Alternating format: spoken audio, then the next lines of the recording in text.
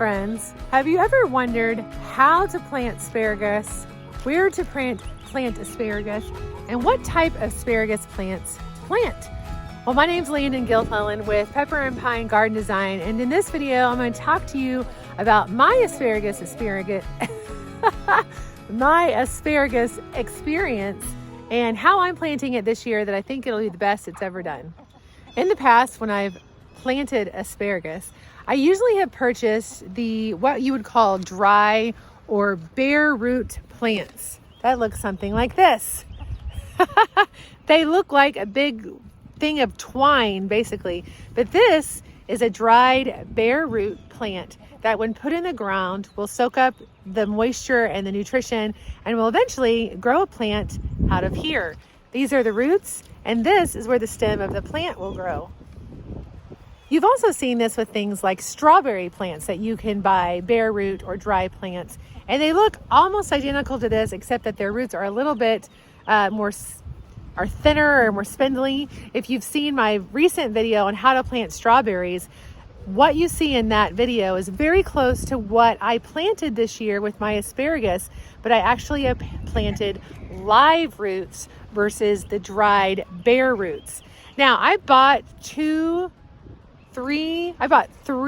containers of live asparagus plants, had 10 plants per pot, and the roots were really healthy looking. The plant already had sprouts and fronds coming out, looked really healthy. And I decided to go that route because in the past, when I've planted these dry bare roots like this, I've had about 50% germination rate, which, this cost $5 for 3 roots. So not bad, I guess, if you're considering that you're getting 1, maybe 2 plants for $5, and that plant's going to continue to grow for 20 plus years in your garden if you take care of it. So in the long haul, that can make sense.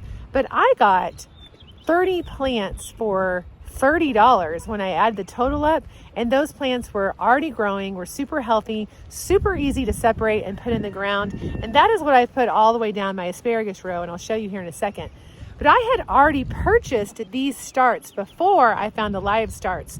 So even though I feel a little bit late planting these, I'm still going to plant them. I'm just going to do a comparison throughout the season to see how they do. Now, these are purple passion asparagus.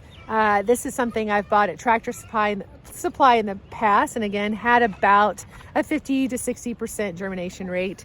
All the plants that I planted that were live, of course, have already germinated and are growing fine. So I guess you could call that 100% germination or success rate. So I have 4 packages with 3 roots each. I don't think I'm gonna be able to fit all of them in the space that I had laid out for my asparagus. So I may throw a couple in another space somewhere else, but I just wanted to do a comparison, and I wish I had a live root to show you, but I actually had to get my asparagus plants in the ground quickly last week before a rainstorm hit. And if you watch my strawberry video, you'll see the live strawberry roots that I was putting in the ground, and the asparagus plant roots look almost identical to that. And I really highly suggest working from live root plants. If you can do it, you're just gonna have a much better success rate. So let me show you how I'm gonna put these in the ground. And then moving forward the season, I will keep you updated. First of all, this is my asparagus row that I've chosen here. And part of this is because there's lots of space on either side of this row for these plants to grow. Because after they've done their initial sprouting of asparagus, which I won't harvest from these plants for another 2 years. And if you didn't know that, if you're growing asparagus from seed, you really can't start harvesting from those plants for 4 years. If you're growing them from starts like this, you can generally harvest from them in 3, possibly 2 years, but 3 is recommended. So you can see the fronds that are already growing on these plants. And these have actually grown inches since I planted them last week. So they're looking really good. And I've spaced these plants out about 1 foot apart between the plant and about 18 inches to 2 feet apart between the row, because they grow really tall. Once they've done their initial sprouting of asparagus, these fronds can get up to 5 feet tall and 2 to 3 feet wide. So this whole space, once these plants really get growing, will be completely full of asparagus fronds. And I will actually have to put up supports on both sides of the row with stakes and twine to keep them upright and not falling into the pathways on either side. So that's something to keep in mind when you're considering asparagus spacing. As they mature and grow through the season, they will become quite large. So when you're planting these plants, obviously you have the roots here, and then right here where the roots all come together, this is the point that the asparagus plant will grow from. So when you're planting these, you pretty much want to plant them vertically, 6 inches below the surface. If you do it horizontally, it'll probably be fine, but you're giving your plant a better position if you put it vertically down into the soil. So I'm going to gauge about 1 foot from this last plant here, which would be about here. I'm gonna dig down pretty far to be able to set that root in there, if I can get my cat to get out of the way. Once I start digging, they think it's time for them to come and play. So I'm gonna go about 6 inches down. Oh, whoops, I have an asparagus root plant here that I forgot I had planted. So here, great, I didn't realize this one was right here. This was actually one of the live root plants that I planted last week, and I may or may not have just topped it off, which is okay, it'll grow back. But you can kind of see a difference between the live root and the dry root. Most of the roots that I planted had fronds or asparagus already growing out of them. This was one that didn't. So I knew there was one remaining over here that didn't have a partner, but this will give you a sort of an idea of the difference, at least in coloration. But this one is already live and growing, and you can see some of the green coming up right there on top. So we'll just put him back in the ground here, cover him up, and then we'll go 12 inches further down the row. The soil, for the most part, is really nice and easy to dig down into. Okay, so I'm gonna stick him right down in there, just kind of lean him up against the side so he'll stay upright, and then just fill it back in, and that's it. Really easy. I'll come down one more.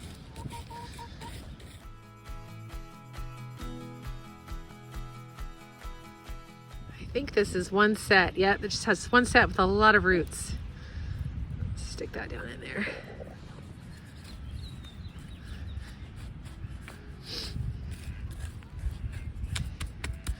Pat it down. Now I've got to make sure I'm marking where these are, so when I come back to do the other plants, I can go directly across from them here. So I want to make sure I'm marking these, and I've got 2 more here that I'll do here and here. So again, the wonderful thing about asparagus is that it'll continue to grow and produce if taken care of, and really it's very minimal care for these perennial vegetables for 20 years, depending how long you're on a property. So this row right here will just continue to mature and grow over the next few years. And again, I'm suspecting that we'll be harvesting from this in 2 to 3 years. So the minute you get on a property, or the minute you have the inclination that you want asparagus, get those plants in the ground, because they do take a while to establish. And if you harvest from them too early, you're really cutting that plant's life short in a way, or its ability to mature in the roots underground. You're cutting that short. So you really got to be patient and allow that plant to mature. And consider where you have the room for that plant to grow, because again, to recap, these plants can grow, depending on the variety, up to 5 feet, sometimes taller when those fronds really keep going, and they spread easily 2 to 3 feet wide. So you're going to want to give them space to grow, and maybe find some way to support and contain their fronds as they start to spill over. Now down at the end down there, I've got potatoes planted. So when I harvest those potatoes this year, I will devote that end of the garden bed to more asparagus next year. So I may save these roots that I have remaining and just put them in a nice, dark, cool place that's not too moist, and save those to plant in that space next year. We'll see. It's always good to have lots of asparagus plants. If I decide to plant some more next year, or to plant these somewhere else in the garden, I'm not going to be dismayed that I do that. You know, the more the better in my opinion. And if I have extras, well, I can always give them to friends, right? So that's the basics of planting asparagus plants. Consider spacing. Consider whether you're starting from live roots or dry roots. I personally find that you have better success with the live roots. And then of course, consider the fact that this is a perennial, and for the most part, you want to pick a place that they can continue to grow over the years. You can transplant asparagus, but make sure you do your due diligence and mark where those plants are, because if they're dormant, you don't want to go digging around in your garden trying to find those asparagus roots like I did earlier this year and accidentally dug them up, and now they aren't growing. Now, I reoriented my gardens this year, so that didn't really make sense where I had them planted, but I did lose a whole year's growth on a few plants. So take my advice and make sure you mark your space where those plants are, so when they go dormant, you know exactly where you place them. So I hope this is helpful as just a quick video on how to grow asparagus.